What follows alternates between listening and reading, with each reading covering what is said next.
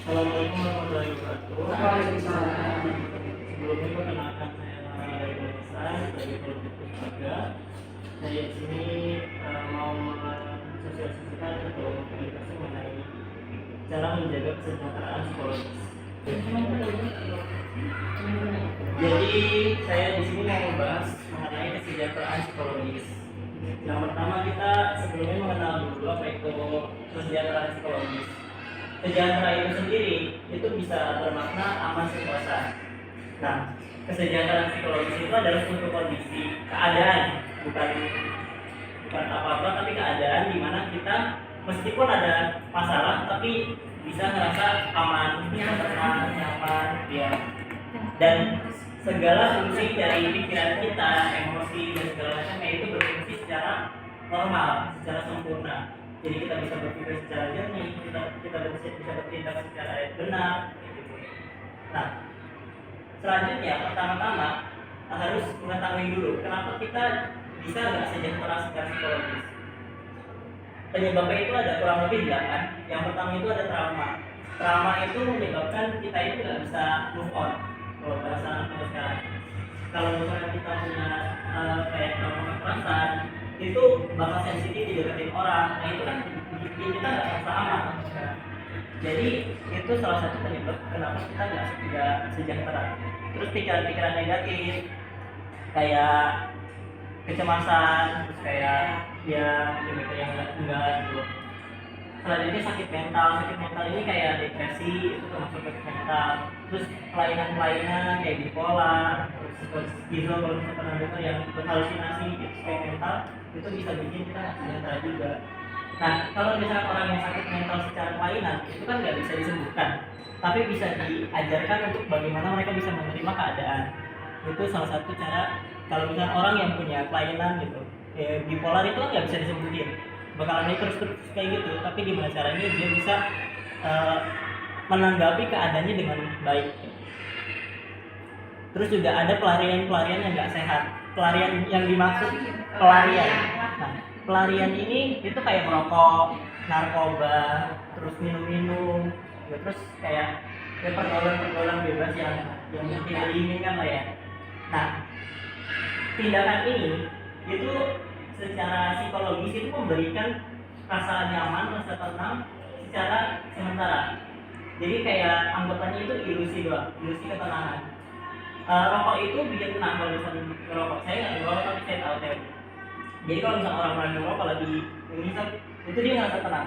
Makanya orang-orang itu ada yang lebih milih ngerokok daripada makan. Karena makan itu nggak bikin tenang, cuma bikin kenyang. Tidak, dalam tanda kutip tidak menyelesaikan masalah kejiwaannya. Jadi lebih milih ngerokok dan sebagainya. Itu harus direhabilitasi di terapi. Selanjutnya itu ada kurangnya dukungan sosial. Kita sebagai manusia makhluk sosial itu kan butuh banget rasa disayang, dicintai, dipedulikan. Kalau misalnya kita nggak mendapatkan itu, kita ngerasa cemas. Ya kita tuh jadi orang tuh nggak berarti nggak pernah jadi orang. Itu kan jadi salah satu hal yang bikin kita nggak tenang. Nah, selanjutnya ada faktor sosial budaya juga. Kita di sini kan sebagai manusia punya peran-peran tertentu. Kader-kader ini kan punya tanggung jawab tertentu, dan tanggung jawab itu bisa ngasih tekanan tertentu. Kayak kalau misalnya nggak memenuhi nanti gimana, itu kan jadi pikiran, itu jadi tekanan, jadi pikiran negatif. Kalau budaya kita nggak bisa memilih, kalau misalnya ada beberapa budaya yang kalau secara psikologis itu bertentangan. Kayak budaya kebiasaan gimana orang tua melatih anak, gimana orang tua mendidik anak, itu kan menjadi budaya yang sampai sekarang masih mendarah daging, dan itu yang mengganggu kesehatan mental anak juga. Selain itu ada juga budaya mengenai gender kan, kayak laki-laki harus begini, perempuan harus begitu, dan itu yang bikin salah satunya kenapa orang-orang itu jadi nggak merasa sejahtera, nggak merasa bebas. Kalau misalnya kayak aku ini manusia yang harusnya bisa apa-apa, tapi kok terbatas nih, bisa bikin segitu. Terus merawat diri juga penting. Kalau misalkan kita mau sejahtera secara psikologis. Kalau misalkan kita nggak sehat, gimana kita bisa tenang? Terus juga terakhir ada stres takut. Nah, stres takut ini berbeda sama depresi. Kalau depresi, orang ini tuh lebih kayak udah nggak ada tenaga untuk ngapa-ngapain. Sementara kalau stres stres akut itu dia kayak lagi kebingungannya bener-bener kayak ini mau apa. Kalau orang depresi itu kayak ini mau apa ya gitu. Jadi agak beda dari energinya agak beda. Kalau misalnya orang depresi itu energinya benar-benar di bawah, depresi akut energinya tinggi banget sampai dia kayak mau ngapain juga bingung. Nah, selanjutnya beberapa pentingnya kesejahteraan psikologis ini dalam kehidupan. Sejahtera itu makna lain dari sejahtera itu juga makmur. Makmur itu artinya kan pas, stabil, nggak kurang, ya, sempurna. Nah, kesempurnaan ini penting untuk menjaga kualitas hidup secara keseluruhan. Mau kita ngapa-ngapain itu kan penting banget kita bisa berpikir secara rasional, secara lurus gitu kan. Terus kinerja kita, kalau misalnya kita lagi kerja, kalau kita lagi kerja tapi stres, itu kan jadinya nggak fokus kerjanya jadi nggak maksimal. Selanjutnya kesehatan juga udah pasti dipengaruhi. Apapun yang ada di pikiran itu bakalan didengar, dirasakan dan dirasakan oleh tubuh kita sendiri. Kalau misalnya kita lagi stres, itu kita bakalan lebih gampang untuk terjadi penyakit.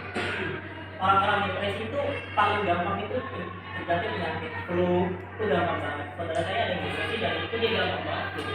Kalau misalnya keluar sedikit, nggak ngapain pulangnya flu. Nah itu jadi masalah. Ya. Selanjutnya kehidupan sosial. Kalau misalkan kita dalam keadaan yang tidak sempurna, dalam keadaan yang lagi stres, itu lagi banyak masalah, pasti ngobrol sama orang itu rasanya sebel gitu, kayak malas gitu ngomong sama orang, pengennya sendiri juga atau gimana gitu kan. Rasanya orang lain tuh bikin sensitif terus gitu ya. Nah itu jadi masalah kalau misalnya kita berhubungan sosial sama orang lain. Nah, terakhir saya mau bahas bagaimana kita bisa mencapai kesejahteraan. Yang pertama itu menumbuhkan rasa sadar diri. Mengenali diri itu penting. Kita kan pasti sebagai manusia itu beda ya masing-masing. Nggak ada yang semuanya sama. Kebutuhan kita beda-beda. Ada yang mungkin lebih butuh makan, ada yang mungkin lebih butuh dicintai, ada yang mungkin lebih butuh kebebasan dan sebagainya. Jadi kita harus mengenali diri dulu. Kita butuhnya apa dan itu yang harus kita lakukan. Terus harga diri juga penting. Merasa kalau misalnya kita tuh berharga, kita hidup sebagai makhluk yang punya makna, itu sangat penting. Kalau misalkan kita mau hidup itu jadi sesuatu yang menyenangkan, menjadi sesuatu yang seru. Kalau misalnya kita nggak punya harga diri, itu rasanya kita ngapa-ngapain itu jadi cuma disuruh doang, nggak punya kayak kita nggak hidup sangat jadi manusia. Selanjutnya juga ketahanan mental, mengajarkan anak, kalau misalnya dari untuk anak ya, itu penting diajarkan bagaimana dia bisa mengekspresikan emosinya, bagaimana dia bisa mengenali apa yang dia rasakan, mengatur apa yang dia rasakan.